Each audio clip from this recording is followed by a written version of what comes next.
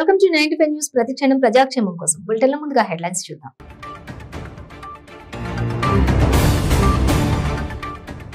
యాదాద్రి భువనగిరి జిల్లా ఆలేరు మండలంలోని JSR Sun city venture లో ఎస్ఓటీ పోలీసుల దాడి, భారీగా పేలుడు పదార్థాలు స్వాధీనం. ఏడుపాయల జాతర ఏర్పాట్లపై మెదక్ ఎమ్మెల్యే పద్మా దేవేందర్ రెడ్డి సమీక్ష, అధికారులందరూ సమిష్టితో పనిచేయాలని సూచన. విశాఖ ముడిసర్లో భూముల ప్రైవేటీకరణకు వ్యతిరేకంగా వెల్లువెత్తిన నిరసనలు, ముడిసర్లో పార్కును ప్రైవేట్ పరం చేయడం దారుణమన్న అఖిలపక్షం నేతలు.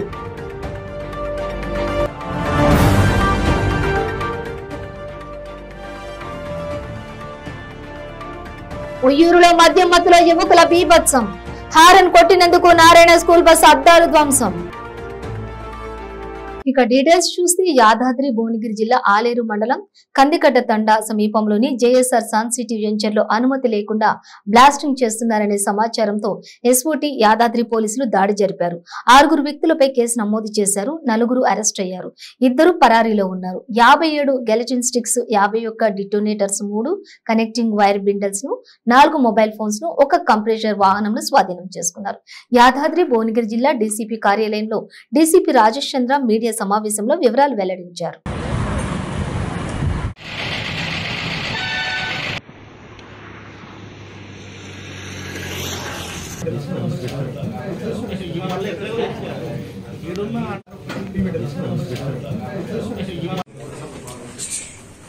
నిన్న సాయంత్రం ఇన్ఫర్మేషన్ మేరకు ఎస్ఓటీ రాచకొండ మరియు Yadadrigutta police, specially Aleru police station ఆధ్వర్యంలో ఒక జాయింట్ ఆపరేషన్ చేయడం జరిగింది.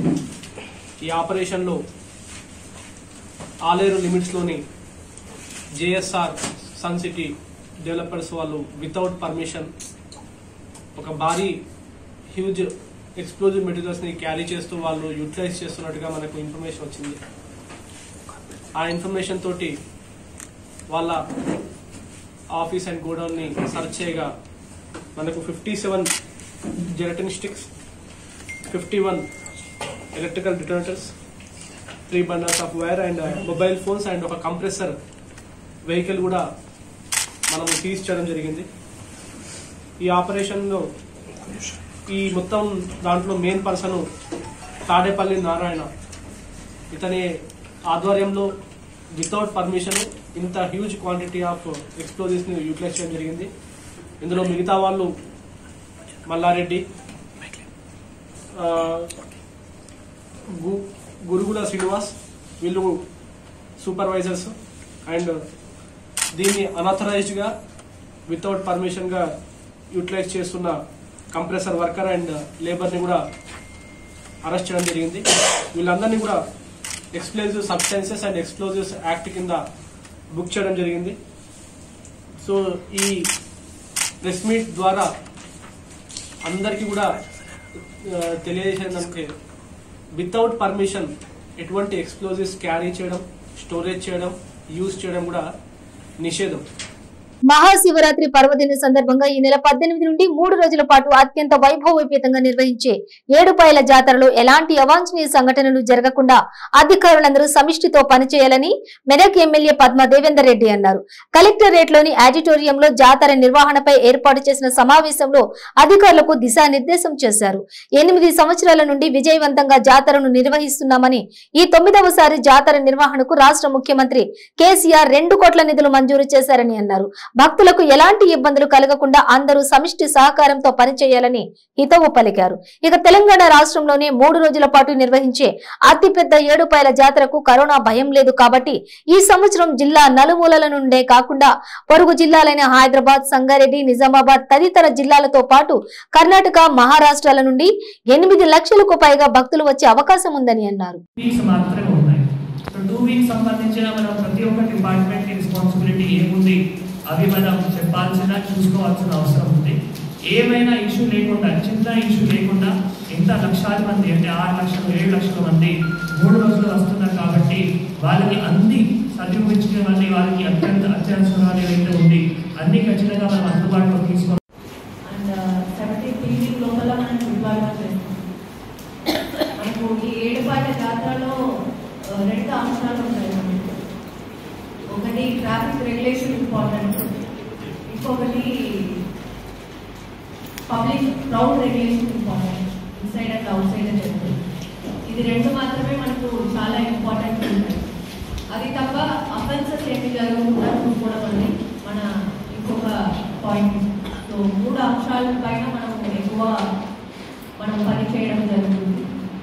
సో ఈ ట్రాఫిక్ రెగ్యులేషన్స్ దాంట్లో పార్కింగ్ ప్లేస్ తెలంగాణ రాష్ట్ర ప్రభుత్వం వచ్చిన తర్వాత గౌరవ కేసీఆర్ గారు ఈ జాతర పట్ల మక్కువతో ఈ జాతరను సక్రమంగా నడిపించాలంటే నిధులు మంజూరు చేయాలి. కాబట్టి ప్రతి సంవత్సరం కూడా మనకు ఒకసారి ₹1 కోటి, ఒకసారి ₹1.5 అక్కడ డబ్బులు ఇచ్చుకుంటూ వెళ్ళినాను. ఈసారి కొంచెం ఎక్కువ నిధులు కావాలి, జాతరను ఇంకా గ్రాండ్ గా చేసుకోవాలనుకుంటున్నాం అన్నప్పుడు ముఖ్యమంత్రి గారు తొందరగా స్పందించి మనకు 2 crores మంజూరు చేయడం జరిగింది. ₹2 కోట్ల నిజంగా వారికి మనందరి తరఫున ధన్యవాదాలు తెలియజేస్తాను. అరేంజ్ చేసే అవకాశం మనకు ఉంది. అయితే ఒకటే ఇక్కడ ఏంటంటే మనం జాతరను చూసుకున్నట్టయితే ఒక డిపార్ట్మెంట్ నా పని అయిపోయింది అని అనుకుంటే సరిపోదు. దీంట్లో డిపార్ట్మెంట్స్ అన్ని కూడా కోఆర్డినేషన్ తో ఉంటేనే మనం మీటింగ్ సక్సెస్ చేసుకోగలుగుతాం. నా బాధ్యత అది నా పని కాదు మేడం, నేను ఆ పని చేసేసిన. నా ఎలక్ట్రిసిటీ డిపార్ట్మెంట్ అయితే చాలా నేను పర్టికులర్ ఎలక్ట్రిసిటీ డిపార్ట్మెంట్ ఎందుకు చెప్తున్నా అంటే జాతర అయ్యేంత వరకు ఆడ జాతర మేము వచ్చి పట్టు వస్త్రాలు సమర్పిస్తుంటాం, ఇంకా కనెక్షన్ ఇస్తూ ఉంటాం. దయచేసి ఈసారి అట్లా వద్దు. 2 days బిఫోరే మా డిపార్ట్మెంట్ పరంగా ఎలక్ట్రిసిటీ డిపార్ట్మెంట్ పరంగా మేము అన్ని కనెక్షన్స్ ఇచ్చేసి ఎక్కడ మా రిపేర్ కానీ పని కానీ లేదు, ఏదైనా కంప్లైంట్ వస్తే చేస్తాము అనే విధంగా ఉండండి. ప్రతి జాతరకి నేను ఇది చెప్తున్నా. విశాఖలో ప్రసిద్ధి చెందిన ముడిసర్ల భూముల ప్రైవేటీకరణకు వ్యతిరేకంగా నిరసనలు వెల్లువెత్తాయి. భూములను త్రిపుల్ విధానంలో ప్రైవేట్ వారికి కట్టబెట్టడాన్ని వ్యతిరేకిస్తూ ముడిసర్ల పార్క్ మెయిన్ గేట్ వద్ద టీడీపీ శ్రేణులు ఆందోళనకు దిగారు. నిరసనలో పాల్గొన్న ఎమ్మెల్యే వెలగపూడి, మాజీ ఎమ్మెల్యే పల్లా శ్రీనివాస్, గండి బాబ్జీ ప్రభుత్వ తీరును ఎండగట్టారు. అనంతరం వాటర్ బాడీస్ ని పరిశీలించిన టీడీపీ నేతలు ముడిసర్ల భూములు చాలా విలువైనవని, విశాఖ ప్రజలు దాహార్తిని తీరుస్తుందని చెప్పారు. ఇక ప్రజలకు ఉపయోగపడే ముడిసర్ల పార్క్ ని ప్రైవేట్ పరం చేయడం దారుణమని అన్నారు. ప్రభుత్వ నిర్ణయాన్ని వెనక్కి తీసుకోవాలని డిమాండ్ చేశారు. మరోవైపు సిపిఎం నేతలు కూడా జీవీఎంసీ పాలనా వర్గం తీసుకున్న నిర్ణయాన్ని వ్యతిరేకిస్తూ గళమెత్తారు. వెంటనే నిర్ణయాన్ని ఉపసంహరించుకోవాలని డిమాండ్ చేశారు.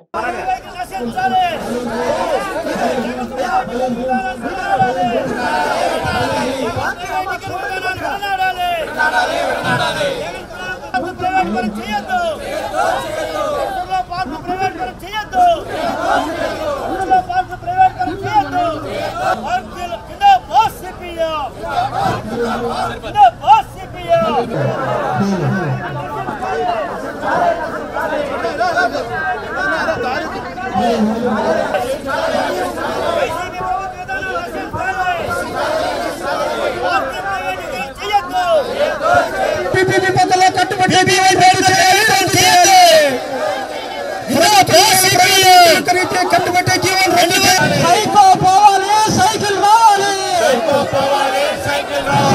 పోవాలి, సైకిల్ రావాలి. వైఎస్ఆర్ ప్రభుత్వ ప్రజా వ్యతిరేక విధానాలు, వైఎస్ఆర్ ప్రభుత్వ ప్రజా వ్యతిరేక విధానాలు, విశాఖ భూములన్నీ అమ్మకారుతో పోరాడుగా మనుషుల రిజర్వాయర్, మనుషుల పార్టీ, మనుషుల భూములు బీబీపీ పద్ధతిలో ప్రైవేట్ వ్యక్తులు కట్టుబడి జీవనం రద్దు చేయాలి, రద్దు చేయడం ఆపాలి.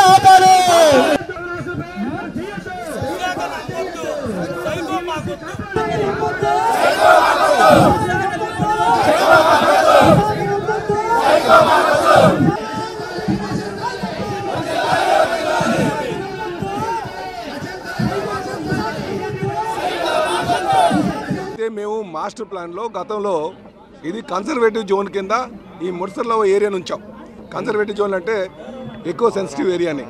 కానీ వీళ్ళు ఏం చేశారంటే, వీళ్ళు ఈ వైసీపీ ప్రభుత్వం అధికారంకి వచ్చిన తర్వాత నుంచి కూడా విశాఖపట్నం అంటే వీళ్ళకి ఒక బంగారు బాతులాగా దొరికింది.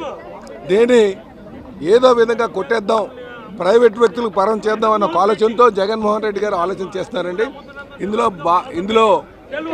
ఇందులో సుమారు 280 ఎకరాలు ఈ ముడిసర్లకి సంబంధించినటువంటి రిజర్వాయర్ని ఇది రిక్రియేషన్ జోన్ కింద కన్వర్ట్ చేసి దీన్ని ప్రైవేట్ వ్యక్తులకు దారాదత్తం చేద్దామని చెప్పేసి ఆలోచనతో వైసీపీ ప్రభుత్వం ఉందండి. దీన్ని మేము తీవ్రంగా ఖండిస్తున్నాం. ఇప్పటికే విశాఖపట్నంలో సుమారు అన్ని గవర్నమెంట్ బిల్డింగ్స్ తనఖా పెట్టేశారు. పాలిటెక్నిక్ కాలేజ్తో పాటు పాత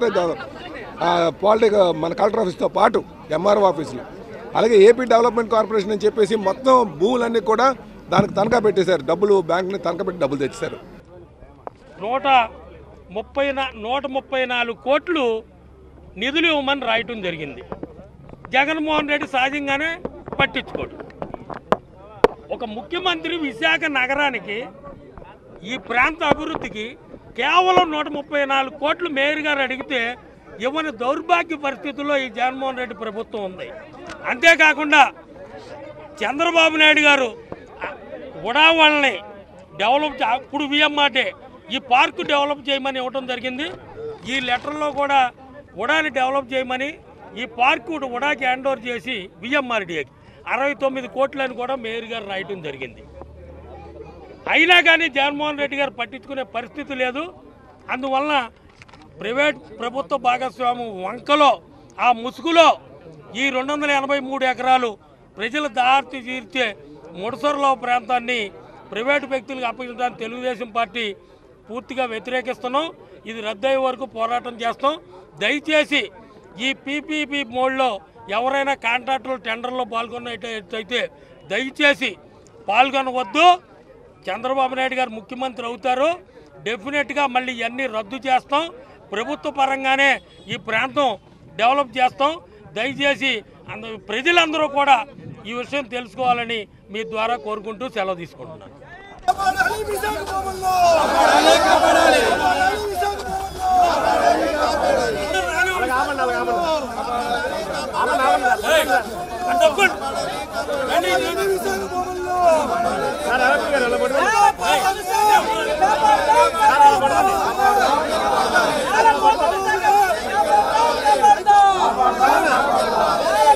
మద్యం మత్తులో యువకులు నారాయణ స్కూల్ బస్సు అద్దాలు ధ్వంసం చేశారు. ఒయ్యూరులోని నారాయణ పాఠశాల బస్సు హారన్ కొట్టినందుకు ఎదురుగా వస్తున్న యువకులు డ్రైవర్ ని కొట్టిన సంఘటన ఒయ్యూరులో చోటు చేసుకుంది.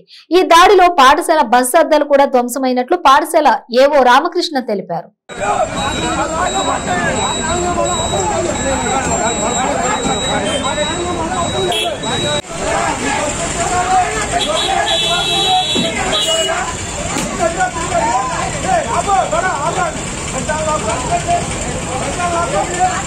ఎన్టీఆర్ జిల్లా విస్సన్నపేట మండలం కొండపర్వ గిరిజన గురుకుల పాఠశాలలో 8వ తరగతి చదువుతున్న విద్యార్థిని బూక్య శిరీష హాస్టల్ మొదటి అంతస్తు నుంచి గ్రౌండ్ ఫ్లోర్ కి జారి పడడంతో తీవ్ర గాయాల పాలయ్యాయి. ఇక దీంతో హుటాహుటిన చికిత్స కోసం నూజివీడు ప్రభుత్వ ఏరియా ఆసుపత్రికి తరలించారు. ప్రమాదానికి గల కారణాలపై పోలీసులు ఆరా తీస్తున్నారు.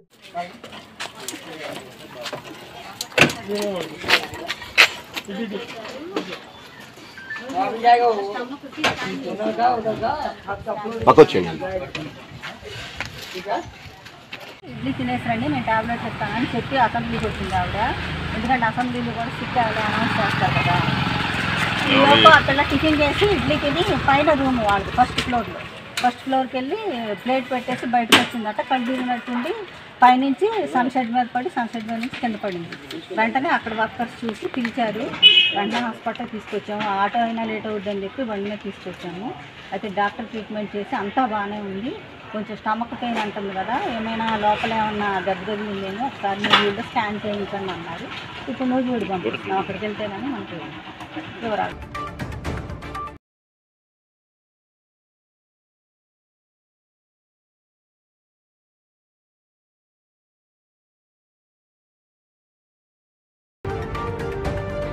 విశాఖలో వచ్చే నెల జరగనున్న G20 సదస్సు నేపథ్యంలో అధికారుల నిర్ణయాలు చిరు వ్యాపారస్తులకు శాపంగా మారుతున్నాయి.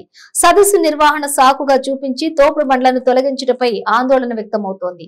ఇక అధికారుల తీరును నిరసనగా జీవీఎంసీ గాంధీ విగ్రహం వద్ద బాధితులు ఆందోళనకు దిగారు.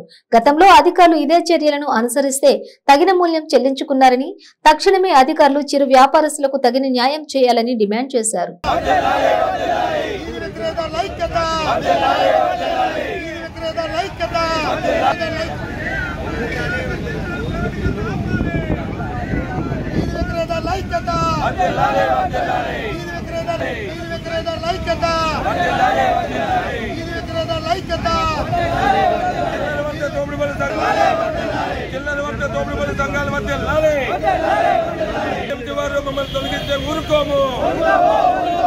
మార్చిలో G20 సమ్మిట్ సందర్భంగా నగరంలో ఉన్నటువంటి వీధి విక్రేతల చిన్న వ్యాపారుల తాలూకు బళ్ళన్నీ కూడా తీసివేయడానికి రంగం చేస్తూ ఉంది, తొలగిస్తూ ఉన్నారు. ఇది చాలా దుర్మార్గమైనటువంటిది. ఎందువల్లంటే మున్సిపల్ చట్టం వేరు, అలాగే వీధి విక్రేతల బతుకు తెరువు చట్టం 2014 ఈ చట్టం వేరు. ఇది సుప్రీంకోర్టు గైడ్లైన్స్ ప్రకారంగా భారత ప్రభుత్వం ఒక చట్టం చేసింది, ఒక గైడ్లైన్స్ ఇచ్చింది. ఆ ప్రకారంగా రాష్ట్ర ప్రభుత్వాలు కూడా చట్టాలు చేశారు. ఇక్కడ మన నగరానికి సంబంధించి కమిషనర్ కూడా దానికి చైర్మన్, ఈ కమిటీకి స్ట్రీట్ వెండర్స్ కమిటీకి చైర్మన్. అట్లాంటిది గతంలోనూ కూడా 2017లో ఇదే విధంగా బడ్డీలు తొలగిస్తే, వీధి వ్యాపారులని తోడు బళ్ళు తొలగిస్తే కోర్టు చీవాట్లో పెట్టింది హరినారాయణ గారికి, కమిషనర్ హరినారాయణ గారికి. అవే 3 నెలల జైలు శిక్ష కూడా విధించడం జరిగింది, ఫైన్ కూడా వేశారు. ఆ రకమైన అంటే ఎందువల్లంటే ఇది మున్సిపల్ చట్టం వేరు, అట్లాగే వీధి విక్రేతల బ్రతుకు తెరువు రక్షణ చట్టం వేరు అని చెప్పేసి అందులో స్పష్టంగా పేర్కొనడం జరిగింది. ఎప్పుడైనా ఈ కమిషనర్ గారు చిత్తశుద్ధి ఉండేలా ఉంటే చట్టాలను అమలు చేయాలని మేము కోరుతున్నాం. వీళ్ళకి ఈ యొక్క ప్రభుత్వానికి గతంలో ఉన్నటువంటి కాంగ్రెస్ కానీ, టీడీపీ కానీ, లేకపోతే ఇప్పుడున్నటువంటి ప్రస్తుత జగన్ ప్రభుత్వం కానీ వీళ్ళు పేదల్ని రోడ్డు పాలు చేసేసారు. రోడ్డు పాలు చేసినటువంటి పేదలు రోడ్డు పక్కన బతుకుతూ ఉంటే, వాళ్ళ మార్గాన్ని వాళ్ళు పడుతూ ఉంటే ఈ బడ్డీలు కానీ, ఈ యొక్క తోడుబళ్ళు కానీ తీసేస్తే తమ బిడ్డల్ని ఎలాగా బతికించుకోగలరు, తిండి పెట్టగలరు అని చెప్పి మేము ప్రశ్నిస్తూ ఉన్నాం. విశాఖ జ్యోతినగర్ వద్ద రోడ్డు ప్రమాదం జరిగింది. ఈ ప్రమాదంలో ఓ వ్యక్తి అక్కడికక్కడే మృతి చెందారు.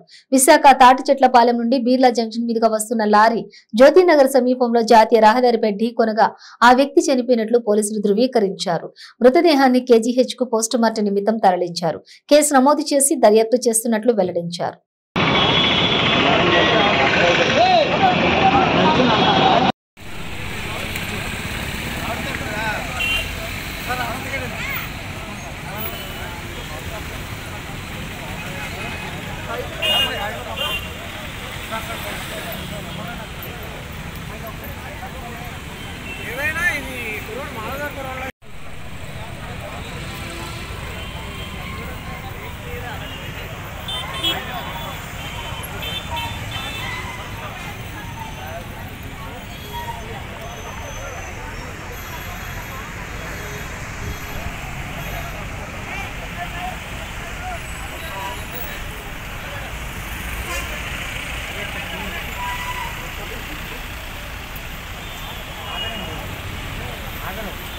వరంగల్లో భారీ అగ్ని ప్రమాదం సంభవించింది.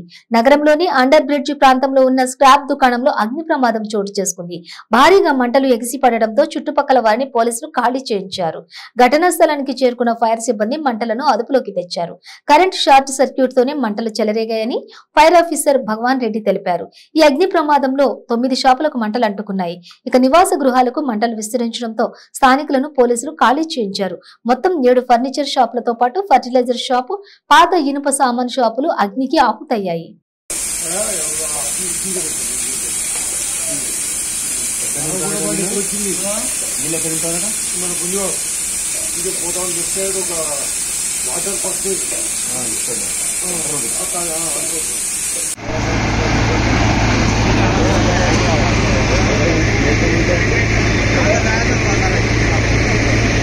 నమస్కారం అండి. బూడిదగడ్డ జంక్షన్ మున్సిపాలిటీ పోలీస్ స్టేషన్ పరిధిలో ఇంకా మొత్తం పాత కిటికీలు, దర్వాజాలు, తర్వాత స్క్రాప్ అన్ని షాపులు ఉన్నాయి. దీని వెనకలో కూడా గోడౌన్ ఉంది. బట్ల బజార్ నుంచి వచ్చి డ్రైవర్ ఇక్కడ తిరుగుతుంది. దీనికంటే ఈ కార్నర్లో ఉన్నటువంటి షాపులలో ఫస్ట్ గోడౌన్ లాగా ఉన్నటువంటి వర్క్ ప్లేస్లో ఫైర్ అనేది వచ్చిన తర్వాత మా పోలీస్ వాళ్ళకి సమాచారం చెప్పేస్తే డిజిటల్ సిఐ గారు, నేను, డిస్ట్రిక్ట్ ఫైర్ ఆఫీసర్ గారు, traffic officers, night round officers అందరం ఇక్కడికి రావడం జరిగింది. మొత్తం 4 ఫైర్ ఇంజిన్స్ వచ్చేసినాయి. ఫైర్ కంట్రోల్ చేస్తున్నారు. ఆల్మోస్ట్ ఆల్ కంట్రోల్ అయినట్టే. గోడౌన్లో కొంచెం ఫ్లేమ్స్ వస్తుంది, అదొకటి కంట్రోల్ కావాలి. ఈ పక్కన ఒకటి ఫెర్టిలైజర్ షాప్, పెస్టిసైడ్ షాప్ ఉన్నది, దాంట్లో ఫ్లేమ్స్ వస్తుంది, అదొకటి కూడా కంట్రోల్ అయిపోతే ఆల్మోస్ట్ ఆల్ కంట్రోల్ అయినట్టు భావిస్తున్నాం. ప్రాణ నష్టం కాకుండా ఇళ్లలో ఉన్న వాళ్ళందరూ కూడా మాకు పొమ్మని చెప్పడం జరిగిందని. ఈ ప్రమాదానికి కారణం అనేది తెలుసుకుంటాము. దానికి ఒక అతను చెప్పిన ప్రకారం ఏంటంటే వెనుక ఉన్నటువంటి గోడౌన్ షాప్లో పొట్టు అంతా ఉంటుంది, గుడ్డు కాల్చిన మన కూడా పట్టింటారు కదా, ఆ పొట్టు ఉంటే దాంతో ఫ్లేమ్ వచ్చిందని చెప్పేసి అంటున్నారు. వాస్తవాలు తెలుసుకుంటాం. ఫైర్ డిపార్ట్మెంట్ వాళ్ళు ఫైండ్ అవుట్ చేస్తారు. ప్రస్తుతానికైతే ప్రాణ నష్టము లేకపోతే మిగతా లేదని, కాకపోతే ఆస్తి నష్టం ఎంత ఉందని వాళ్ళు ఎస్టిమేట్ చేస్తారు. చేసిన తర్వాత యాక్షన్ తీసుకుంటారు. అది మంటలు లేచినాయి సార్. మంటలు లేవడం జరిగింది.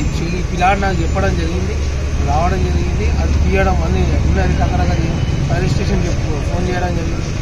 ఇక ఆర్పడం మీరు చూస్తున్నారు. దీంతో 8వ వెహికల్, ఇంకా వెహికల్ పడతాయి. ఇంకా అటు సైడ్ పురుగుల మందుల షాప్ అది కూడా అంటుకోవడం జరిగింది. దాన్ని ఆర్పడానికి ఇప్పుడు ప్రయత్నిస్తున్నాం. అసలు ఎన్ని షాపులు అంటుకుంటే ఎట్లా జరిగింది? ఇది ఎట్లా జరిగింది అనేది మనకు కూడా తెలియదు సార్. మంటలు రావడం జరిగింది, దాంతో ఫోన్ చెప్పడం మనం వచ్చి దీన్ని చల్లార్పే ప్రయత్నం చేస్తున్నాం. ఎన్ని షాపులు? దాదాపు ఇది 8 షాపులు ఉన్నాయి సార్. 8 షాపులు ఉన్నాయి సార్. ఇప్పుడు దాంతోపాటు పక్కకున్న ఫర్టిలైజర్ షాప్ కూడా కాలిపోవడం జరిగింది. అదే మంటలు ఆరకలేదు. ఈ మంటలు ఇంకా మంట నడవడం జరుగుతుంది. అది గోదాం మొత్తం ఆరింది. పక్కకు ఒకటి ఇది హీరో హోండా మెకానిక్ షాప్ అది కూడా కాలడం జరిగింది. ఆస్తి నష్టం ఎంత జరిగి ఉంటుంది సార్? ఆస్తి నష్టం అది మనం చెప్పలేము సార్, ఎందుకంటే అది అంచనా లేదు సార్. ఎందుకంటే ఈ షాప్లో అందరూ ఇక ఇంత ఉన్నది ఏందనేది మాట్లాడలే. ఇంకా అందరం కలవడం జరగలే. ఎవరిది వాళ్ళు సమకూర్చుకోవడం జరుగుతుంది. ఇక వాళ్ళందరూ జరిగినాక చెప్పగలుగుతాం సార్. ఎలా జరిగిందో తెలియదు సార్. ఏం పేరు? షరీఫ్ సార్.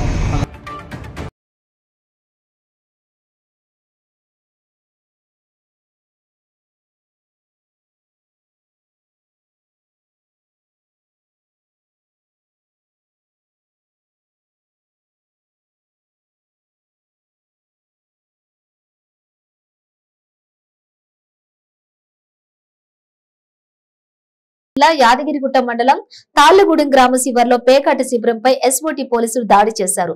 పేకాట ఆడుతున్న 9 మందిని అరెస్ట్ చేసి వారి వద్ద నుండి 65,430 రూపాయల నగదు, 10 సెల్ ఫోన్లు, 2 కార్లు, 4 ద్విచక్ర వాహనాలు స్వాధీనం చేసుకుని విచారణ నిమిత్తం యాదగిరిగుట్ట పోలీసులకు అప్పగించారు.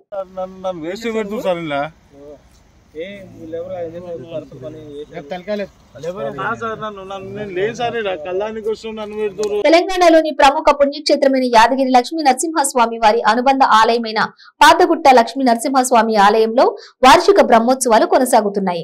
జనవరి 31వ తేదీన స్వస్తి వాచనంతో ప్రారంభమైన బ్రహ్మోత్సవాలు ఫిబ్రవరి 6వ తేదీన అష్టోత్తర శత ఘటాభిషేకంతో ముగియనున్నాయి. 4వ రోజు బ్రహ్మోత్సవాల్లో భాగంగా ఉదయం శ్రీరామ అవతారంలో హనుమంత వాహనంపై ఆలయ తిరువీధుల్లో సేవపై ఊరేగుతూ భక్తులకు దర్శనమిచ్చారు లక్ష్మీ సమేత నరసింహుడు.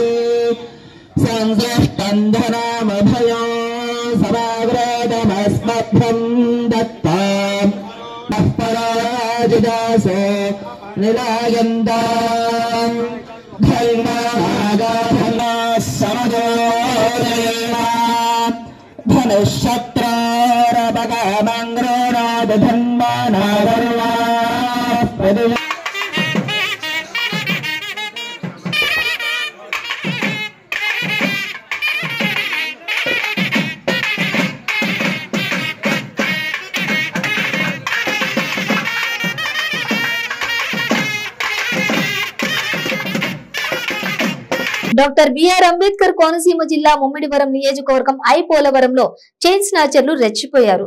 నడిచి వెళ్తున్న ఒలిసి వీర వెంకట సత్యవతి అనే మహిళ మెడలో నుండి 6.5 కాసుల బంగారు పుస్తెల తాడును లాక్కుని బైక్ పై పరారయ్యాడు.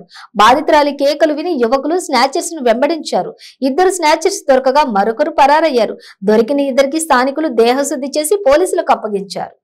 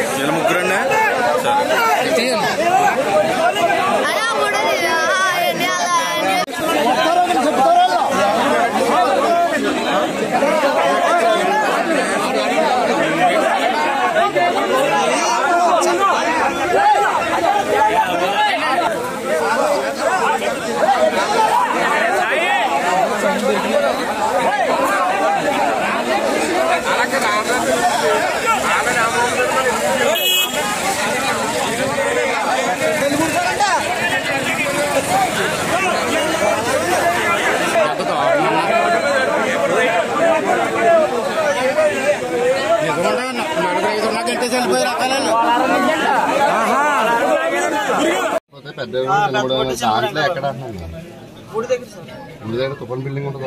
తుఫాన్ బిల్డింగ్ ఉంటుందా? ఆ తుఫాన్ బిల్డింగ్ రైట్ సైడ్ తిస్తే మళ్ళీ ఒకరు చండి మళ్ళీ నాలుగు వచ్చారు. ఆవిడకి గొడవ ఉంటుంది కదా, మూడు పిల్లలు గొడవ అంటే లవ్ మ్యారేజ్ అని చేసినట్టు గొడవ లవ్ మ్యారేజ్ చేస్తున్నారు.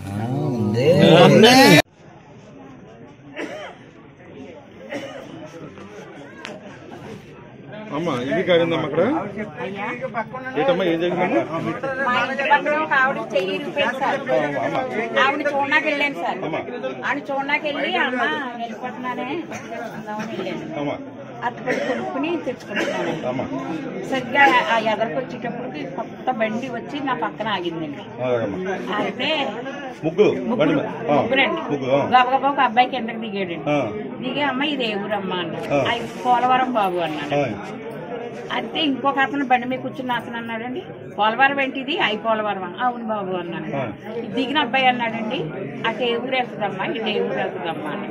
ఇటు వెళ్తే కేసులకూరు వెళ్తుంది బాబు, అటు వెళ్తే కొత్త పిల్లి వెళ్తుంది బాబు అని చెప్పారు. అంతేనండి. ఏం చేశాడో నాకు తెలియదండి. నేను ఇలా బొంగిపోయాను.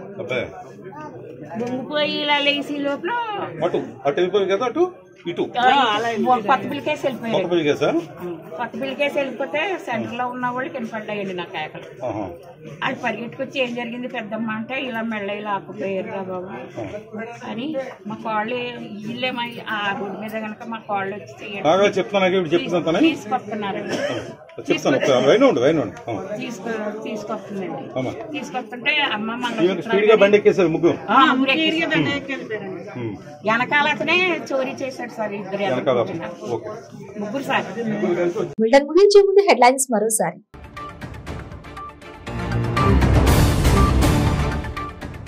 యాదాద్రి భువనగిరి జిల్లా ఆలేరు మండలంలోని జేఎస్ఆర్ సన్ సిటీ వెంచర్ లో ఎస్ఓటీ పోలీసుల దాడి. భారీగా పేలుడు పదార్థాలు స్వాధీనం. 7 పాయల జాతర ఏర్పాట్లపై మెదక్ ఎమ్మెల్యే పద్మా దేవేందర్ రెడ్డి సమీక్ష. అధికారులందరూ సమిష్టితో పనిచేయాలని సూచన. విశాఖ ముడిసర్లో భూముల ప్రైవేటీకరణకు వ్యతిరేకంగా వెల్లువెత్తిన నిరసనలు. ముడిసర్లో పార్కును ప్రైవేట్ పరం చేయడం దారుణమన్న అఖిలపక్షం నేతలు.